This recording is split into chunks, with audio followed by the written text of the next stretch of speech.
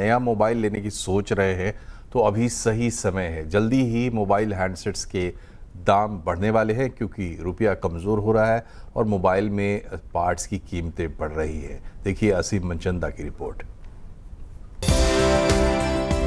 2025 में आपके mobile handsets में आर्टिफिशियल इंटेलिजेंस ने अपना घर बना लिया है और एआई का तेजी से बढ़ता ये चलन मोबाइल हैंडसेट्स को महंगा कर सकता है। एआई की वजह से फोन में मेमोरी और स्टोरेज की जरूरत बढ़ गई है, जबकि दुनिया में इस वक्त चिप की कमी चल रही है और सेमीकंडक्टर की कीमतें बढ़ रही हैं। अब तक प्रीमियम माने जा रहे फीचर्स अब मोबाइल की जरूरत बन गए हैं, लिहाजा मोबाइल कंपनियां इन सभी कारणों को ध्यान में रखते हुए कीमतें बढ़ाने की तैयारी कर रही हैं। Another 15 to 20% hike is expected in Q1 2026. Now, what that means is the OEMs will be under a lot of pressure to pass on this cost to the consumers, because from the bills of material perspective, the increase in the smartphone BOM is already 8 to 13%, depending on which price tier you look into.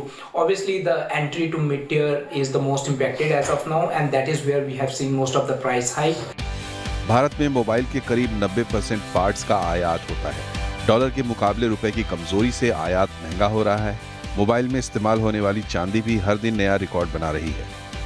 तो जो रुपी है वो continuously depreciate हो रहा है against dollar, और हमारा सारा इंपोर्ट ही करना पड़ता है, डायरेक्टली और इनडायरेक्टली हम वो इंपोर्ट ही कर रहे हैं कंपोनेंट्स जो स्मार्टफोन में जा रहे हैं। तो इस वजह से अभी जो हमारे OEMs हैं उनके पास और कोई ऑप्शन नहीं है, उनको प्राइस इंक्रीज करना ही करना पड़ेगा। अभी तक कंपनियां लागत ग्राहकों से वसूलने से कतरा रही थी और अपने मार्जिन में कमी कर रही थी, लेकिन नए साल में नया ट्रेंड आपके मोबाइल को 10 से 15% तक महंगा कर सकता है। असीम मनचंदा, दिल्ली।